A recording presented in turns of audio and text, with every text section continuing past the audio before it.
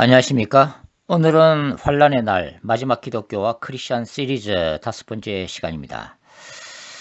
오늘은 우리가 어떤 교회가 되어야 하는가에 대해서 한번 생각해 보는 시간을 갖도록 하겠습니다. 마지막 때에 하나님은 어떤 교회 공동체를 통해서 역사하시고 영광을 받으시는가 하는 것이죠. 사도행전 2장 말씀을 먼저 한번 찾아보겠습니다. 사도행전 2장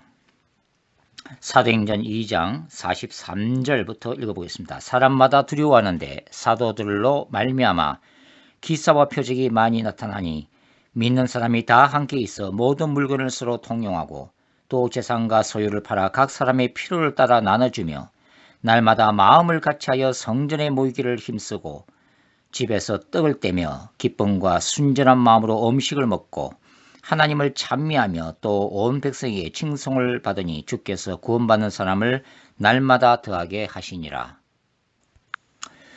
코로나 바이러스가 확산되기 이미 오래전부터 사실 우리는 교회에 대해서 많은 고민들을 해왔습니다. 특별히 대형 교회들이 부자 세습이나 종교 권력, 또 돈 문제, 또 여러 가지 섹스 스캔들로 흔들리고 세상으로부터 지탄을 받기 시작하면서 교회와 기독교 그 자체가 중요한 위기를 맞이하고 있었습니다. 세상이 더 이상 예언자적 정신을 잃어버린 현대 교회에 대해서 관심을 기울이지 않는다 하는 것이죠. 교회가 세상을 위해서 기도하고 세상을 위해서 걱정하고 세상 사람들에게 어떻게 살아가야 하는지를 제시하고 보여주는 대신 오히려 세상이 문제 많은 교회를 걱정하고 잠자고 있는 교회를 오히려 깨어나라고 지탄하는 그런 마지막 시대가 되었다고 하는 것입니다. 사실 교회 안에서조차 그동안 목회자들의 권위주의와 타락상, 그리고 무엇보다도 예수 그리스도의 십자가 중심의 원초적인 피 묻은 복음 선포가 강단에서 사라지면서 더군다나 교회 안에서 초자연적인 역사들이 사라지면서 성령의 강력한 역사들이 사라지면서 회의를 느낀 가난한 성도들이 교회 출석을 포기하는 상황도 진행되어 왔습니다. 이제는 그동안 교회의 생명력을 불어넣었던 수평이동마저 멈춘 상태죠. 더 이상 불신자 전도가 힘들어지고 있습니다. 따라서 개척 교회들의 성장을 기대하기가 힘든 상황이 되었죠. 극단적으로 말씀드리면 교회 개척 시대가 사라지고 있다고 하는 말씀입니다. 요즘에는 코로나 바이러스 사태로 인해서 교회의 현장 예배까지 중단이 되면서 그리고 성도들이 흩어지는 교회로 각 가정에서 safer at home, 집에 머무는 상황이 되면서 이제 과연 교회는 무엇인가? 앞으로의 교회는 어떤 방향으로 흘러가야 되는가? 교회론 자체에 이제 고민을 하고 있습니다.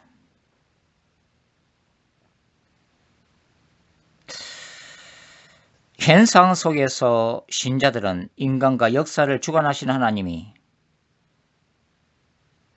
한편으로는 타락의 길을 걸어가는 현대교회, 약해져 가는 현대교회에 과연 무엇을 말씀하시는가를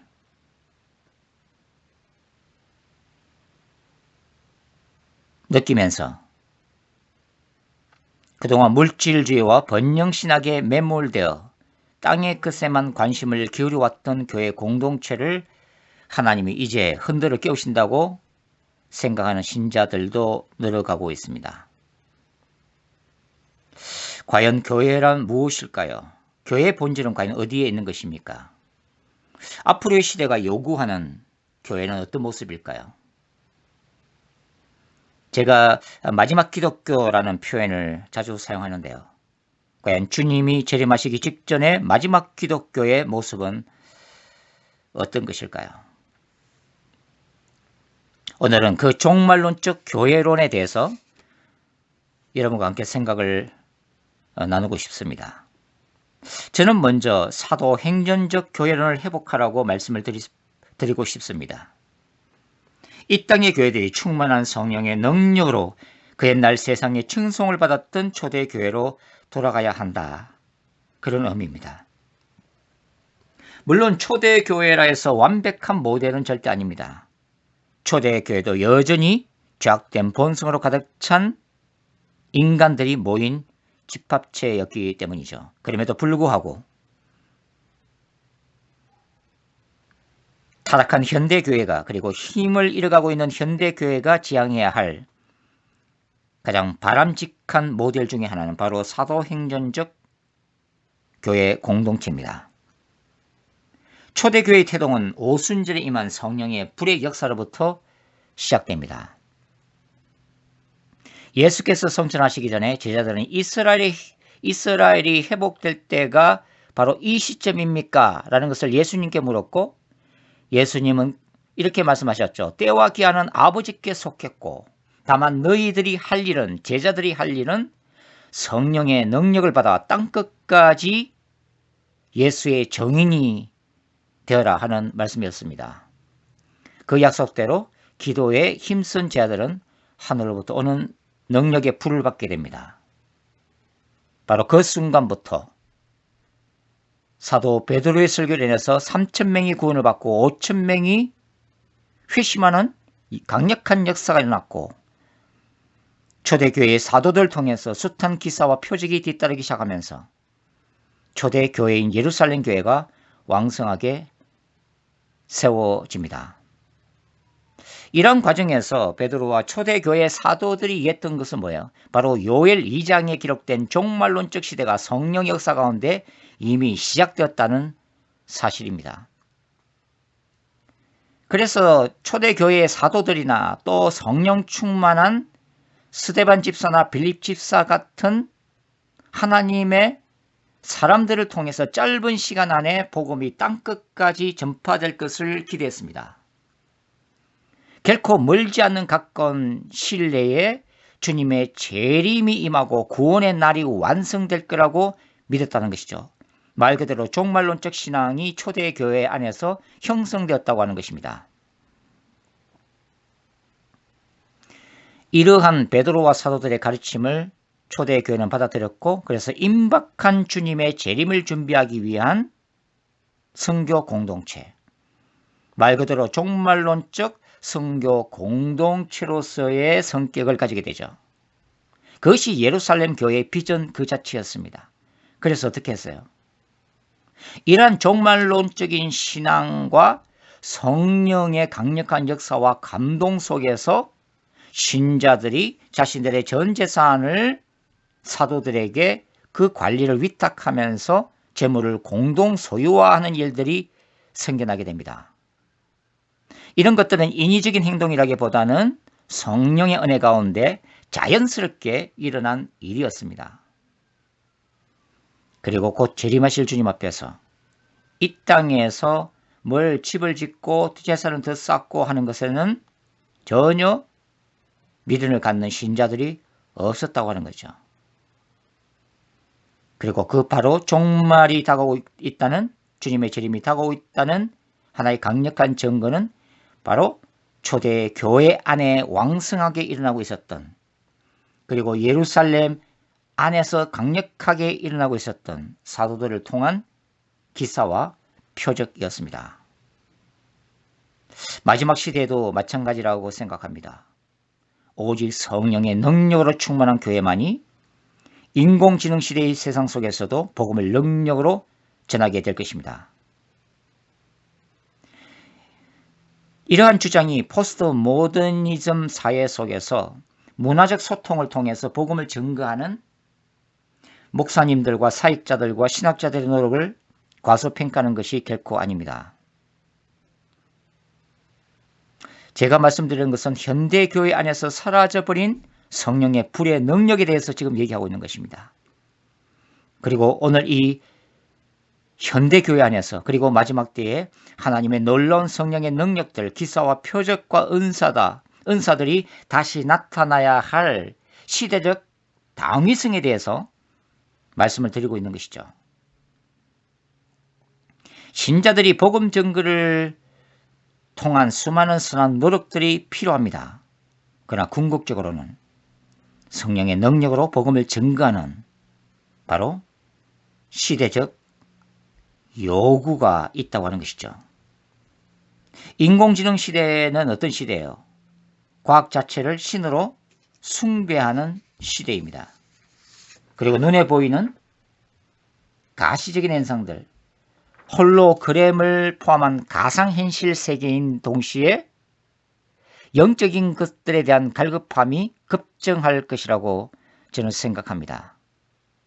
어떤 분들은 인공지능 시대에 돌입할수록 이제는 더 이상 세상 사람들은 신을 찾지 않을 것이다. 그리고 교회는 점점 더 필요성이 없을 것이다. 교회가 보여줄 수 있는 것은 도덕적이고 윤리적인 차원, 즉 교회가 얼마나 서로 사랑하며 서로 섬기며 세상을 봉사하는 가에 초점을 맞춰야 되고, 그런 것들이 그나마 세상 사람들에게 복음을 전가할 수 있는 수단이 될 거라고 얘기합니다. 저는 그것을 부인하진 않지만, 그러나 저는 인공지능 시대야말로, 최첨단 시대야말로 늘 세상에서 일어나고 있는 신종 바이러스의 위협 속에서 사람들은 인간이란 도대체 무엇이며 왜 사는지, 죽으면 어떻게 되는지, 과연 신은 존재하는지,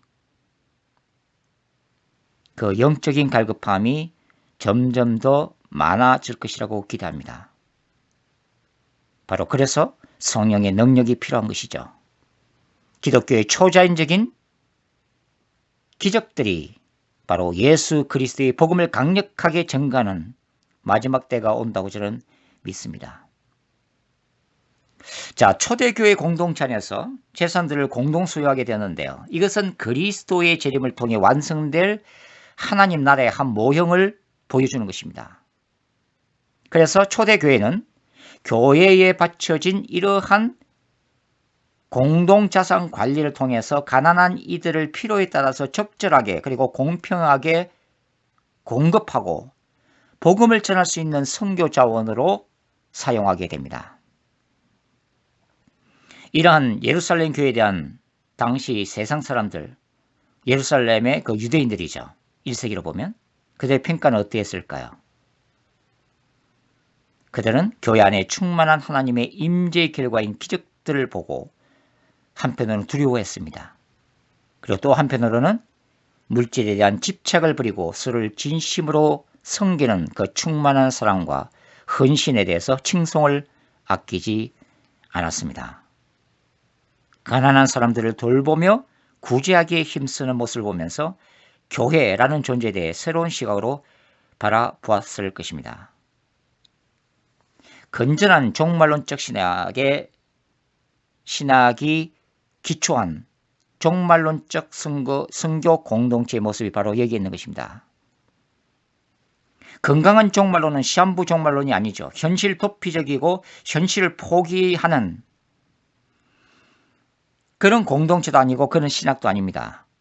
성경적 종말론은 예수 그리스도의 재림을 준비하면서 오늘 나에게 주어진 나의 삶을 사랑하고 세상 마지막 날, 내일 세상의 종말이 올지라도 나는 여전히 오늘 한 그루의 희망의 사과나무를 심는 종말론입니다. 주님이 그것을 원하시죠. 그렇기 때문에 초대 교회는 예수님의 임박한 재림을 기대하면서도 또한 주님이 오실 때까지 크리스찬으로서 어떻게 사회 속에서 살아야 하는지, 어떻게 다른 사람을 섬기면서 서로 도와주는 모습으로 살아야 하는지, 그런 모습들을 실제로 보여주고 그렇게 살았던 교회 공동체였다고 하는 것입니다.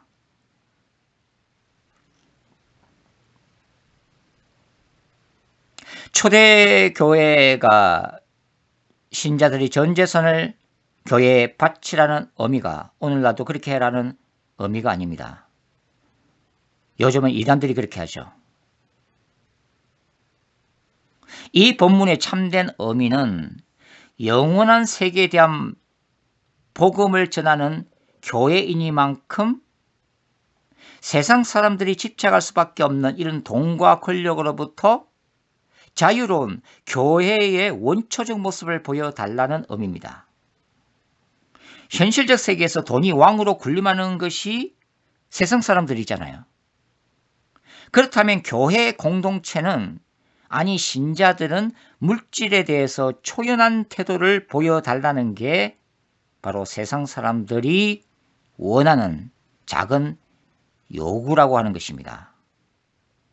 그러나 돈과 종교, 권력에 매달리면서 세상 사람들과 전혀 차이 없이 연연하는 신자들의 모습을 보면서 세상이 교회에 대해 기댔던 최소한의 소망마저도 무너져 내린다는 것이 바로 우리의 안타까운 현실인 것입니다.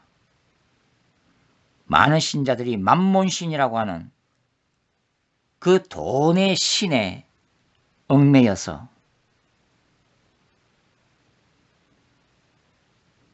그 어둠의 권세에 붙들려서 이 땅에서의 성공과 물질만을 추구하는 기복주의 신앙에 빠져서 허덕이고 있다는 의미입니다. 돈과 부동산, 정치 권력에 미쳐서 예수 믿는 사람들마저도 그렇게 미쳐 있기 때문에 세상 사람들의 호된 비판을 받고 있다는 것이죠.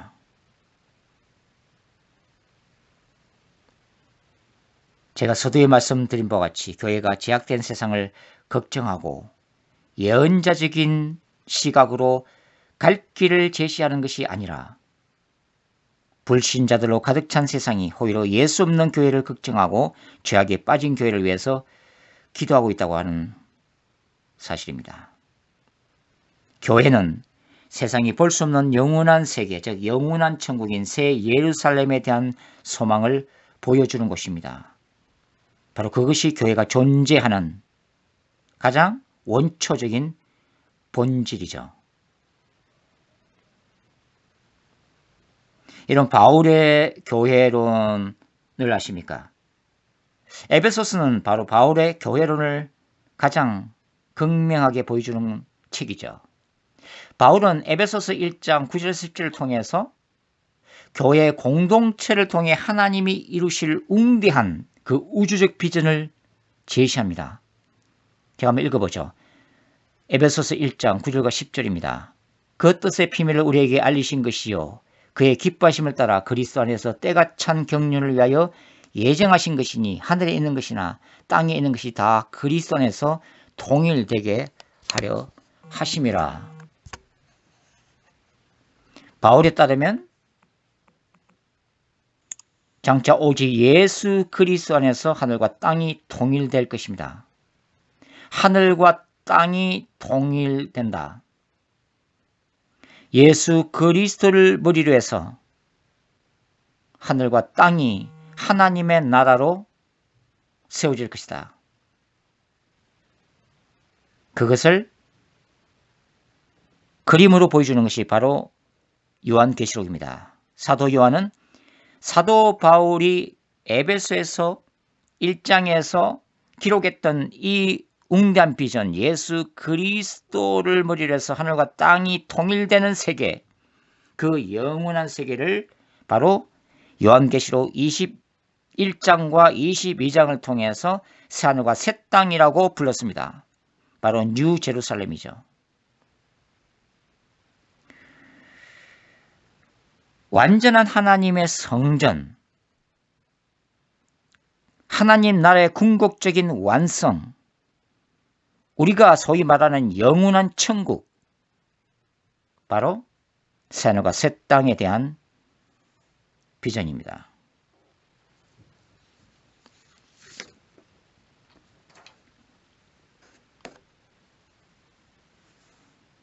바울의 교회론에서의 핵심이 뭐예요? 교회란 뭡니까? 미래적 새 예루살렘의 소망을 보여주는 현재적 하나님 나라의 그울이라고 하는 것이죠. 그리고 예수 그리스도의 거룩한 신부 공동체이면서 사탄의 나라를 대적해서 승리해야 될 바로 하나님 나라의 강력한 군대 공동체라고 하는 것입니다. 그래서 마지막 때가 될수록 바로 회개 영성이 필요하죠. 우리 자신들이 주님 앞에서 자기 자신의 삶을 늘 돌아보고 끊임없이 예수 그리스도의 십자가의 보혈로 자신을 씻고 깊은 회개를 통해서 자신을 정결케 하는 예수 그리스도의 거룩한 신부, 그것이 바로 자신을 준비하는 종말론적 교회 공동체인 것입니다.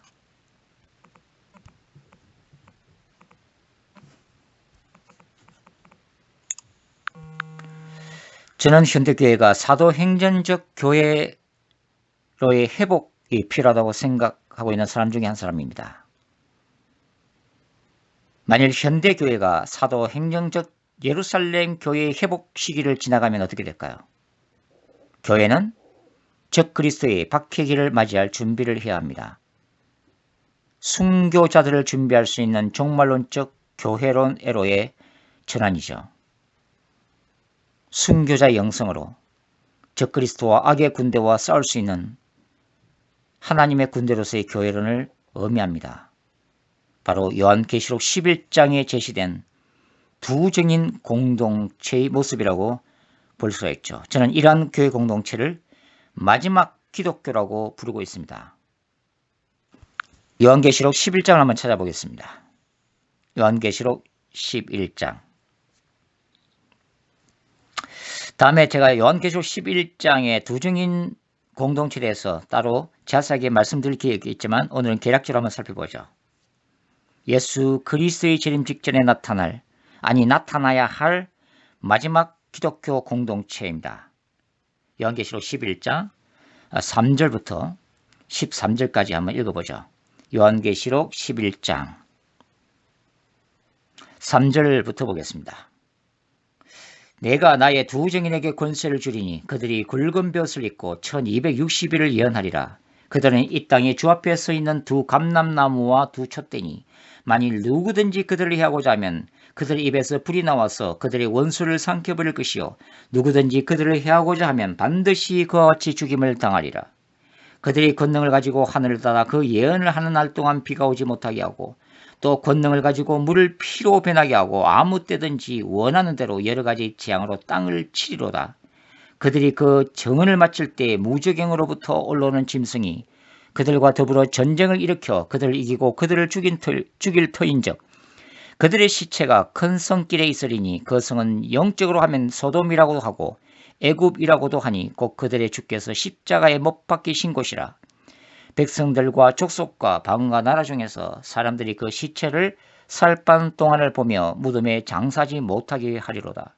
이 두 선지자가 땅에 사는 자들을 괴롭게 한 거로 땅에 사는 자들이 그들의 죽음을 즐거워하고 기뻐하여 서로 예물을 보내리라 하더라. 3일 밤 후에 하나님께로부터 생기가 그들 속에 들어가매 그들이 발로 일어서서 구경하는 자들이 크게 두려워하더라. 하늘로부터 큰 음성이 있어 이리로 올라람을 그들이 듣고 구름을 타고 하늘로 올라가니 그들의 원수들도 구경하더라. 그때 큰 지진이 나서 성 10분의 1이 무너지고 지진에 죽은 사람이 7천이라. 그 남은 자들이 두려워하여 영광을 하늘의 하나님께 돌리더라. 아멘. 두정인 영성 공동체인 마지막 기독교는 한 8가지의 핵심 가치들을 가지고 있습니다. 첫째가 바로 선지자적 증거 공동체입니다. 이러한 마지막 교회는 단순한 강의 설교를 넘어서 이제는 신자들의 영혼을 깨우고 살릴 수 있는 예언자적 메시지로 가득 찬 바로 그런 교회입니다. 마지막 때는 선지자적 메시지가 필요한 시대가 되죠. 세상은 죄악으로 가득 차 있습니다. 그리고 신자들은 세속적인 쾌락을 추구하느라 영적인 깊은 잠에 빠져 있습니다. 그럼에도 불구하고 예수 그리스도의 재림의 징조는 더욱 뚜렷해지고 있습니다. 이제는 사람의 귀를 즐겁게 하는 양적인 성장을 포기해야 할 마지막 시대가 되는 거죠.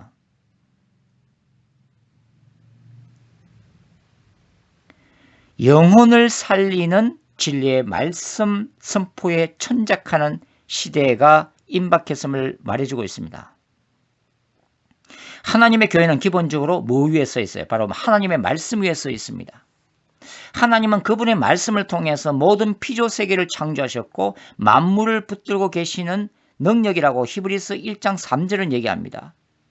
그러므로 교회는 어떤 곳이에요? 바로 이 영원하신 하나님의 말씀으로 그 반석을 삼습니다. 사도 요한은 예수 그리스도의 중요한 이미지를 설명할 때에 바로 그 입에서 뭐가 나온다고요? 양날 성금이 나오는 분으로 예수님을 묘사를 하고 있습니다.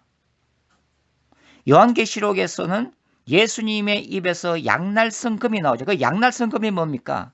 바로 천지를 창조하신 하나님의 말씀입니다. 이런 이미지는 뭘 얘기하는 거예요? 바로 예수님이 말씀의 능력과 권세로 세상을 심판하시는 거룩한 전사임을 나타내고 있다고 하는 것입니다. 계시록 19장 10절에는 사도 요한에 따르면 요한계시록의 성령론을 얘기할 때에 굉장히 중요한 게 뭐냐면 성령은 예수 그리스도를 증거하는 예언의 영이다라고 얘기합니다.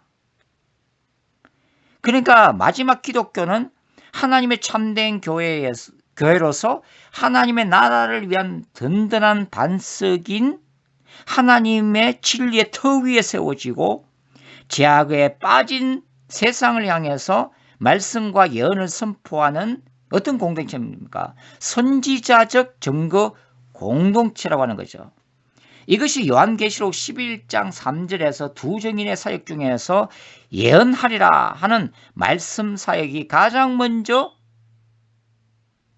선포되고 있는 이유이기도 합니다. 그래서 이 사람들을 두 선지자라고 부르는 거예요. 세상을 향해서 하나님의 진리, 하나님의 말씀, 예수 그리스도의 피 묻은 복음, 특별히 세상을 심판하기 위해서 오시는 재림주로서의 예수 그리스도의 영원한 복음을 선포하고 가르치고 전하는 것입니다. 바로 예언자적인 공동체, 선지자적인 메시지가 선포되는 마지막 기독교를 말하고 있는 것입니다. 저는 마지막 때가 될수록 이 성경, 하나님의 말씀이 굉장히 중요하다고 생각합니다. 왜냐하면 하나님의 말씀만이 마지막 때의 미혹들을 올바르게 분별할 수 있는 가장 기초가 되는 거예요. 하나님의 말씀을 깊이 알지 못하면 영의 세계도 해석할 수가 없고 마지막 때에 일어나고 있는 그 종말론적인 현상들을 올바르게 분석할 수가 없습니다. 오직 영원하신 말씀만이 감히 사단이 흉내낼 수 없는, 기적은 사단도 흉내낼 수 있단 말이에요. 은사는 사단도 얼마든지 모방합니다. 그러나 하나님의 말씀만은 사단이 건드릴 수가 없는 거예요. 왜? 하나님의 말씀은 하나님의 본질이고 하나님의 말씀은 하나님 그 자체이기 때문입니다. 굉장히 중요한 거예요. 그래서 우리가 얼마나 마지막 때에 하나님의 말씀을 많이 먹는가, 하나님의 말씀을 깊이 연구하고 하나님의 말씀의 금을 날카롭게 만드는가, 그 날카로워진 양날선 하나님의 말씀의 금 위에 우리가 더 필요한 건 뭐예요? 바로 성령의 강력한 기름 부으심이라고 하는 것입니다. 양날선 말씀의 진리의 금 위에 성령의 불이 붙는 거예요. 어떻게 사단이 대적하겠습니까? 어떻게 사단의 나라가 하나님의 나라를 이길 수 있겠습니까? 마지막 기독교는 바로 잠자는 신자들과 죄악된 세상을 향해서 하나님의 종말론적인 예언자적인 말씀을 다시 선포하는 공동체라고 하는 거죠. 그리고 두 번째는 마지막 기독교는 거룩한 신부 공동체입니다. 이 마지막 기독교는 예수 그리스도의 재림을 준비하는 공동체이기 때문에 예수님의 재림 사건이 뭐예요? 바로 예수님이 영원한 신랑으로서 그분의 거룩한 신부들을 데리고 오시는 사건이잖아요. 그러니까 임박한 예수님의 재림을 준비한다는 것은 신자들이 예수 그리스도의 거룩한 신부로 자신을 단장하는 것을 말합니다. 요한계시록 19장 7절과 8절을 한번 읽어보겠습니다. 요한계시록 19장 7절과 8절 말씀 읽겠습니다. 우리가 즐거워하고 크게 기뻐하며 그에게 영광을 돌릴세. 어린 양의 혼인 기약이 이르렀고, 어린 양의 혼인 기약이 예수님의 그 7년 대환란기가 시작될 때에 그 전에 휴거에서 공중에서 주님과 어린 양의 혼인 잔치를 하는 것을 얘기하는 게 아니에요. 요한계시록 19장에 어린 양의 혼인 기약이 임박했다는 것은 바로 예수님의 재림 사건이 임박했다는 것을 얘기를 해주는 거예요. 왜냐하면 예수님의 재림 사건이 바로 어린 양의 혼인 기약, 즉 그리스도의 아내 된 신부들인 신자들이 영원한 신랑 되신 예수님을 맞이하는 사건이기 때문에 그렇습니다. 자, 여기서 그의 아내가 자신을 준비하였으므로 그에게 빛나고 깨끗한 세마포 옷을 입도록 허락하셨으니, 이 세마포 옷은 뭐라고 그랬어요? 성도들의 옳은 행실이로다 하더라. 그러니까 성도들의 옳은 행실이란 깊은 회개의 토대 위에 세워진 그 거룩함, 성화를 향한 그리스도인의 삶, 바로 그 자체입니다. 예수 그리스도의 거룩한 신부로서의 영성을 말하는 것이죠. 그 다음에 세 번째가 바로 마지막 기독교는 바로 영적인 부흥이 다시 일어나야 할 공동체라고 말씀을 드릴 수가 있습니다. 교회는 강력한 회개 운동이 필요합니다. 하늘로부터 오는 강력한 회개 기름 부으심이 필요하죠. 우리가 자유의지를 가지고 회개하겠다는 마음가짐을 갖는 것도 중요하지만 무엇보다도 하늘의 문이 열리고 우리에게 철저하게 회개할 수 있는 하나님의 강력한 은혜가 임해야 한다고 하는 것입니다. 강력한 회개야말로 바로 마지막 때의 영적 부흥의 문을 열어놓는 것입니다. 계시록 11장에는 바로 이러한 것들이 두 감람나무로 나타나죠. 두 감람나무는 스룹바벨 성전을 재건했던 대제사장 예수아와 총독 스룹바벨의 사역입니다. 그들은 눈에 보이는 물질적인 성전을 지었습니다. 그러나 마지막 때는 신자들 안에 무너진 예루살렘 성전을 짓는 거예요. 신자들 안에 무너져 있는 내적 성전을 다시 재건하는 사역, 그런 것들이 필요하죠. 바로 영적 부흥의 역사입니다. 하나님의 영광이 교회 안에 다시 나타나는 거예요. 하나님의 임재가 살아 움직이는 것입니다. 현대교회가 성령의 불이 꺼져가고 주님의 임재가 사라져가고 있다는 것을 부인할 목사들은 별로 없습니다. 모두가 다 공감하고 있죠. 우리가 원하는 것은 마지막 교회 공동체 안에 하나님의 영광이 회복되는 것입니다. 성령의 강력한 임재를 맛보는 것이죠. 바로 그것을 위해서 우리는 그것을 사모하는 마음이 있어야 되고 기도가 있어야 되고 무엇보다도 우리의 마음을 찢는 깊은 회개의 운동이 일어날 때 하늘문이 열리는 역사도 있을 것이라고 하는 것이죠. 세 번째는 바로 사도적 능력 공동체입니다. 사도적 능력 공동체. 바로 초대 예루살렘 교회 같이 하나님의 능력, 기사와 표적이 다시 재현되는 것입니다.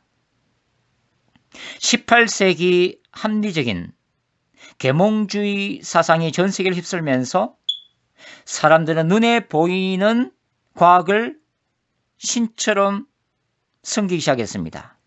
그리고 인간의 이성이야말로 가장 합리적인 것들을 판단해주는 잣대로 삼았죠. 그러면서 교회 안에서는 예루살렘 교회, 초대 교회 안에서 일어났던 강력한 성령 역사가 사라지기 시작했습니다. 기사와 표적이 사라지기 시작했다는 거죠. 마지막 교회는 바로 초대 교회 같이 하나님의 성령의 강력한 일하심이 눈에 보이는 시대입니다. 성령의 은사들이 회복되는 시대고, 기사와 표적이 나타나는 시대고, 그래서 하나님이 눈에 보이는 시대가 될 것입니다. 다섯 번째는 십자가 중심의 고난 공동체의 영성이 회복되는 교회예요. 마지막 때에는 초대교회처럼 박해의 시대가 다시 도래할 것이기 때문입니다.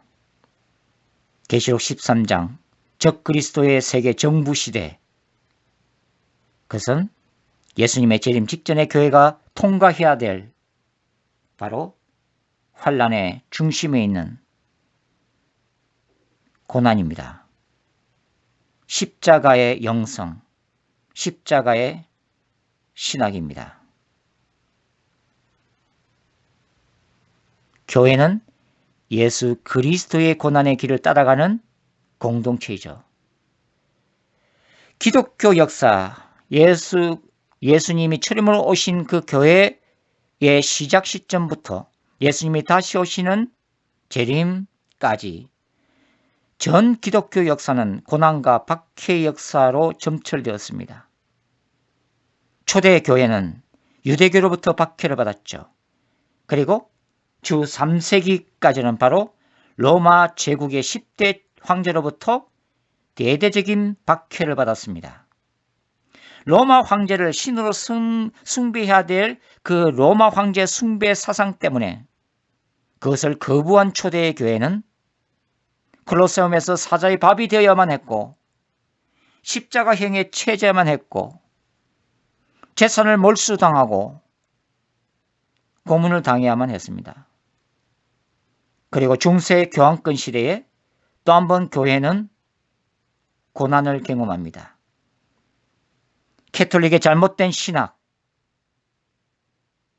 교황 무엇을 마리아 숭배를 거부하면서 참된 신자들은 로만 캐톨릭으로부터 대대적인 박해를 받았습니다. 약 5천만 명이 넘는 신실한 신자들이 고난을 당하고 순교를 당한 역사였습니다.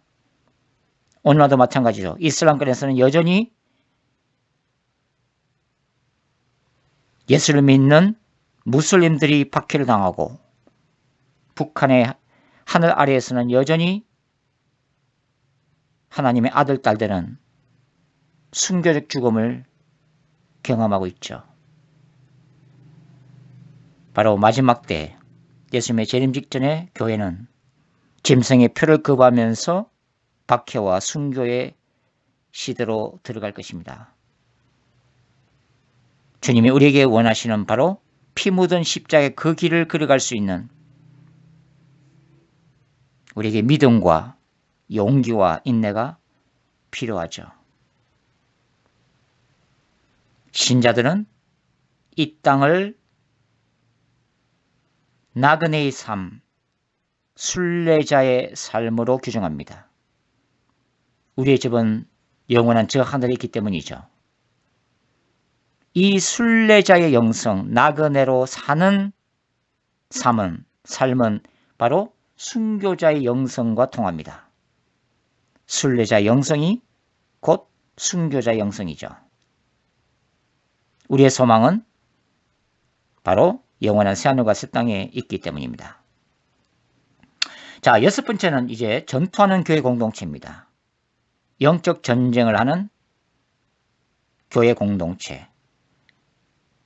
주님과 주님의 나라를 위해서 거룩한 전쟁을 수행할 수 있는 강력한 하나님의 군대로서의 영성, 그것이 바로 마지막 기독교가 추구하는 중요한 영성이라고 말씀을 드릴 수가 있습니다. 세상은 마지막 때에 많은 유혹 앞에 직면해 있죠. 신자들의 개개인적인 삶과 교회 공동체 기독교 자체가 바로 세상의 유혹과 세상의 쾌락과 이단적인 세속적인 사상 앞에 서 있습니다. 종교다원주의라고 하는 사상이 그렇죠. 동성애 운동이 또한 그렇습니다. 인간이 신이 될 수 있다고 가르치는 뉴에이지 사상이 그래요.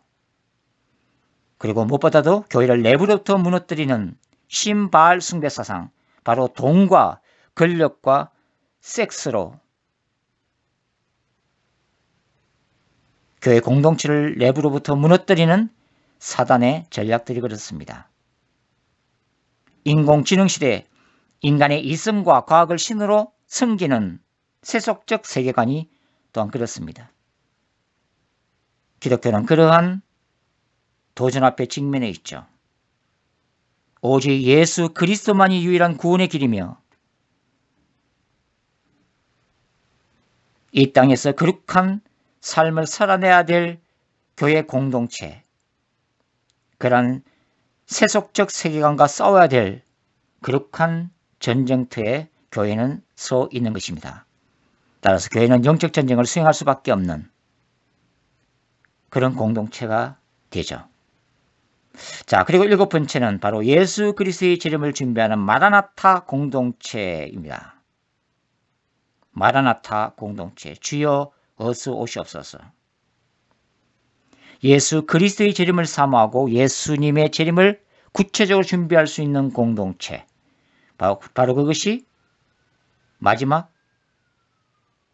기독교입니다. 예수 그리스도의 재림 사건은 제가 지난 시간에도 말씀드렸다시피 새하늘과 새 땅, 즉 새 예루살렘의 영원한 시작을 선포하는 사건입니다. 여러분, 예수님의 재림 사건이 모든 것들이 다 끝나는 종말을 얘기하는 것이 아니에요. 인간 역사는 끝이 나겠지만 재림 사건은 영원한 시작을 알리는 소망인 것입니다. 영원한 시대가 시작되는 거예요. 하나님의 영광이 시작되는 것입니다. 신자들의 기쁨이 시작되는 거예요. 영원한 하나님의 나라의 문이 열리는 사건, 그것이 예수 그리스도의 재림 사건입니다. 신자가 그리스도와 함께 영원한 영광을 누리는 시대, 바로 그것이 예수 그리스도의 재림 사건이에요.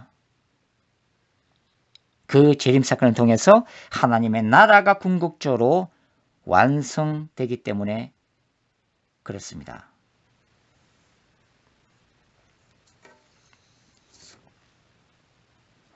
마지막 8번째가 영혼 추수 공동체입니다. 마지막 기독교에 있어서 진정한 부흥이란 무엇을 의미해요? 교회 갱신, 교회가 메마른 뼈와 같은 교회가 말씀과 성령의 권능으로 하나님의 강력한 군대로 일어서고 예수님의 거룩한 신부로 회복되는 것을 의미할 뿐만 아니라 진정한 부흥, 스피리추얼 리바이벌, 영적 부흥이라는 것은 불신자들이 예수 그리스도를 믿는 회심 그 자체를 얘기하는 것입니다. 이것이 근본적인 교회의 존재의 목적 중에 하나죠.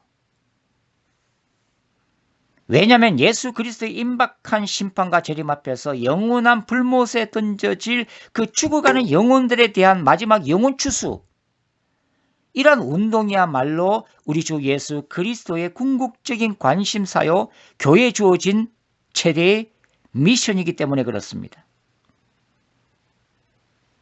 요한계시록 11장 두증인 사건에도 대규모의 종말론적인 회심 사건이 예고되고 있습니다. 11장 13절 말씀이죠. 11장 13절 읽어보겠습니다. 그때에 큰 지진이 나서 성 10분의 1이 무너지고 지진에 죽은 사람이 7천이라 그 남은 자들이 두려워하여 영광을 하늘의 하나님께 돌리더라. 마지막 때에 세계적인 재앙 속에서 회심하는 자들이 있다고 하는 것입니다. 하나님을 찾는 자들이 있다는 거예요. 예수 그리스도의 복음을 받아들이는 수많은 영혼들이 나타날 것이라고 하는 것입니다. 마지막 영혼 추수 시대입니다.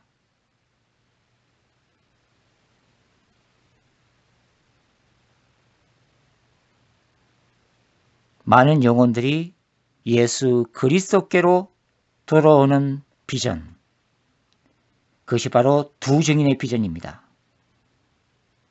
임박한 예수 그리스도의 재림 직전에 새하늘과 새 땅으로 들어갈 거주자들, 잃어버린 영혼들을 다시 찾는 것, 그 수많은 영혼들에게 복음을 전가하고 그들과 더불어 영원한 하나님의 나라인 뉴 제루살렘에 입성하는 비전, 바로 그것이 마지막 기독교가 추구하는 영혼 추수 운동입니다.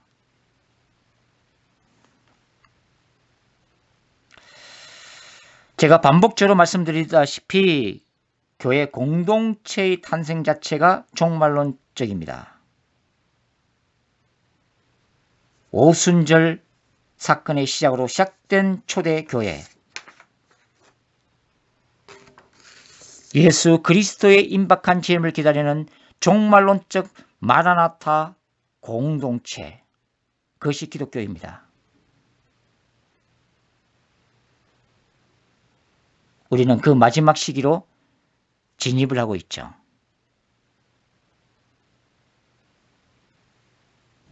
오늘날 교회들의 메시지는 이제 근본적인 피 묻은 십자가의 복음을 다시 외쳐야만 합니다. 교회를 추수하는 많은 사람들이 다 거듭난 것이 아닙니다. 물과 성령으로 거듭난 게 아니에요. 그렇기 때문에 마지막 기독교는 예수님의 피 묻은 복음이 다시 선포되고 가르쳐져야만 합니다. 물과 성령으로 거듭나는 역사부터 교회 안에서부터 시작되어야 하죠. 그래서 교회를 다니지만 거듭나지 못한 신자들이 다시 복음 앞에서 자신의 영혼을 돌아보고 회심하는 역사가 일어나야만 합니다. 그리고 거듭난 신자들이 그 복음 앞에서 다시 한번 주님 앞에 감사하고 구원받는 그 감격을 회복해야 하는 그런 시대인 것입니다. 윤리적 도덕적 가르침도 중요하지만, 그리고 삶의 지혜를 가르치는 것도 중요하지만, 더 중요한 것은 세상이 줄 수 없는 복음, 교회만이 가르칠 수 있는 본질적인 복음에 대해서 교회가 더 가르쳐야 되고 더 깊이 있게 연구해야 되고 그 복음을 전파해야 한다는 것입니다.